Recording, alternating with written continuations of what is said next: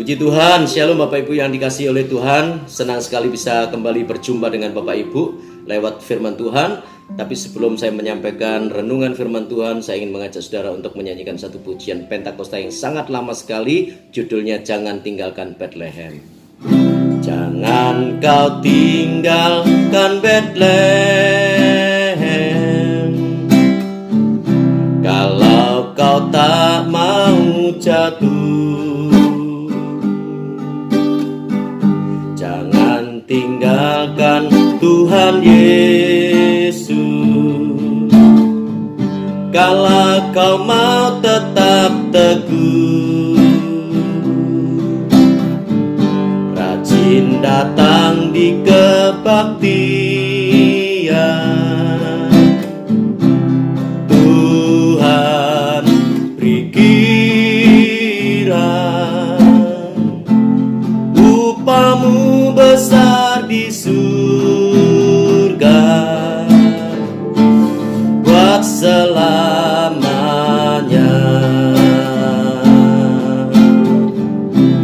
Puji Tuhan, saya akan menyampaikan firman Tuhan dengan judul Jangan Tinggalkan Bethlehem. Mari kita akan melihat di dalam kitab Rut pasal 1 ayat 1 sampai ayat yang kelima. Namun Bapak Ibu nanti yang baca di rumah ya. Saya tidak membaca karena saya ingin menghemat dan memanfaatkan waktu yang baik ini. Puji Tuhan. Sungguh kita tahu ceritanya tentang Rut ini. Di Israel terjadi kelaparan ya. Ada seorang laki-laki yang bernama Elimelek dan istrinya adalah bernama Naomi. Mereka berdua tinggal di Israel, yaitu di daerah Bethlehem Yehuda. Lalu kemudian mereka dikaruniai dua anak laki-laki. Yang pertama bernama Mahlon, yang kedua bernama Kilion ya. Lalu kemudian karena terjadi kelaparan, mereka memutuskan untuk pergi meninggalkan Israel atau Bethlehem Yehuda untuk menetap di Moab. Nah, ini saudaraku persoalannya ya.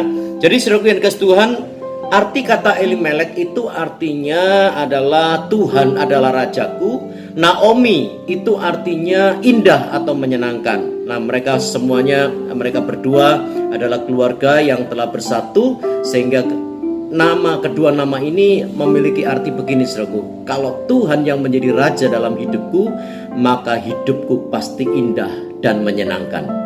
Dahsyat saudaraku. Namun sayang sekali kedua orang tua ini saudaraku memberi anaknya itu dengan nama-nama yang menurut saya kurang baik, bahkan cenderung negatif buat saya ya. Mahlon itu artinya lemah, Kilion itu artinya sakit-sakitan. Nah saudaraku yang dikasihi Tuhan, mereka tinggal di Israel, tepatnya di daerah Bethlehem Yehuda. Bethlehem itu artinya rumah roti. Bet atau bait itu artinya bait atau artinya rumah Allah, dan lehem itu artinya roti saudaraku. Jadi Bethlehem itu artinya rumah roti, Yehuda itu artinya pujian atau ucapan syukur. Nah satu kali saudaraku, seperti yang saya tadi katakan, di Israel itu terjadi bencana kelaparan, dan keluarga Elimelek ini mulai panik. Mereka mulai rembukan, mereka mengambil sebuah kesepakatan, lalu mereka membuat sebuah keputusan untuk meninggalkan Bethlehem Yehuda dan bermaksud akan menetap di kota Moab ya, daerah orang-orang kafir. Saudaraku, ada sebuah pelajaran yang sangat berharga, yang sangat menarik, yang sangat penting untuk kita pelajari dari keluarga Elimelek ini, supaya kita nanti juga tidak mengalami nasib seperti yang dialami oleh Elimelek dan Naomi. Saudaraku yang dikasihi Tuhan, keluarga ini memberi nama anak-anaknya itu terkesan negatif ya. Orang berkata begini, apalah arti sebuah nama? Salah saudaraku, nama itu sangat menentukan kita akan menjadi seperti apa ya. Anak saya beri nama Samuel ya. Saya punya kerinduan dia menjadi seorang anak yang peka mendengar suara Tuhan, seorang nabi yang diutus oleh Tuhan untuk memperkatakan sesuatu yang benar. Nah saudaraku yang dikasihi Tuhan, rumah roti itu menunjuk kepada berkat, kelimpahan ya, atau kemakmuran. Sebab yang dimaksud dengan Bethlehem itu adalah Tuhan Yesus sendiri ya. Bethlehem itu kan rumah roti. Dikatakan di dalam Yohanes pasal 6 ayat 48, Yesus berkata, "Akulah roti hidup itu." Ya, kalau kamu makan roti dari dunia ini kamu akan tetap lapar. Tapi kalau kamu makan roti, yaitu tubuhku ini, maka kamu akan mendapatkan hidup yang kekal. Saudaraku, terkadang Tuhan izinkan kelaparan atau masalah sebagai alat uji dan alat ukur, sebagai alat proses untuk melihat seberapa berkualitas kehidupan kita. Lewat masalah dan persoalan yang Tuhan izinkan terjadi, ya, saudaraku, memproses hidup kita agar hidup kita makin berkualitas bagaikan emas yang murni, ya, seperti yang dikatakan oleh Ayub. Ya, saudara bisa melihat di dalam Ayub pasal 23 ayat yang ke-10, dikatakan, "Karena ia tahu jalan hidupku, seandainya ia menguji aku, ya, aku akan timbul seperti emas." Sayang sekali saudaraku, keluarga Elimelek ini tidak mau bertahan. Keluarga Elimelek ini tidak mau menikmati atau menjalani proses atau ujian dari Tuhan. Mereka memilih meninggalkan ujian Tuhan itu dan menetap di Moab. Mereka meninggalkan persekutuan dengan roti hidup. Mereka meninggalkan persekutuan dengan Tuhan yang telah memberikan kemakmuran, sukacita, berkat yang melimpah. Mereka tidak mau beriman kepada Tuhan. Iman seseorang itu teruji kapan, saudaraku? Justru ketika seseorang di dalam masalah. Iman itu tidak akan pernah teruji kalau kita hidup dalam keamanan, kenyamanan, saudaraku. Iman itu baru teruji ketika kita diperhadapkan pada persoalan. Mereka justru lari meninggalkan Bethlehem Yehuda dan mereka mulai menetap di Moab. Mereka memilih untuk hidup dalam kekhawatiran daripada beriman kepada Tuhan. Mereka dikuasai oleh kepanikan dan mereka membuat keputusan yang salah. Saudaraku, jangan pernah membuat keputusan atau mengambil keputusan apapun dalam hidup ini ketika hati dan pikiranmu sedang dikuasai oleh kepanikan.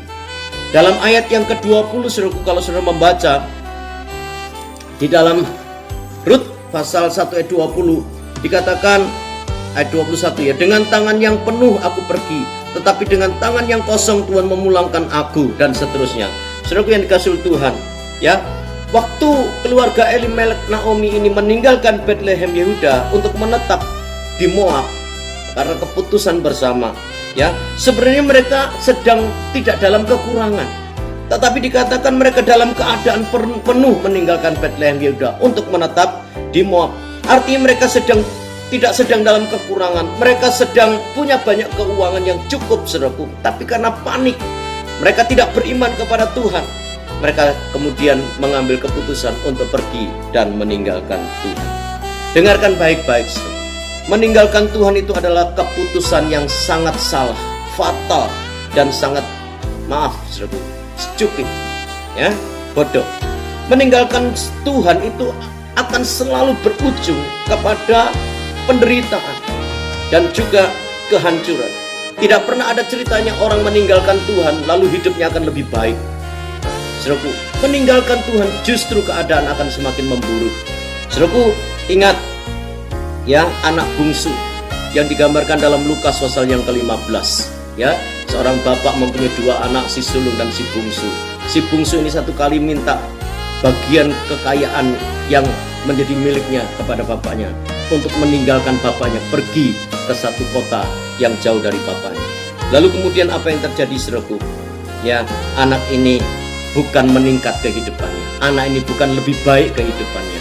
Justru Alkitab memberitahukan kepada kita bahwa pada akhirnya si bungsu ini jatuh miskin, kelaparan, menderita dan sebagainya, saudara. Terlunta-lunta. Sementara dia ingat kepada rumah bapaknya.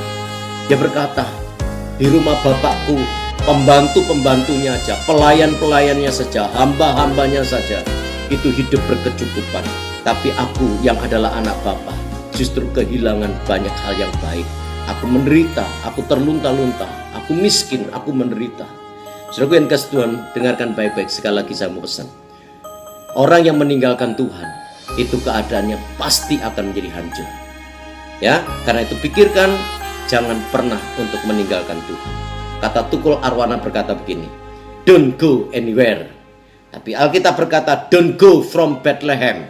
Ya, akibat yang harus diterima oleh Naomi, saudaraku, sebagai konsekuensi dari keputusannya yang salah yang gerusa-gerusu, yang tidak beriman itu.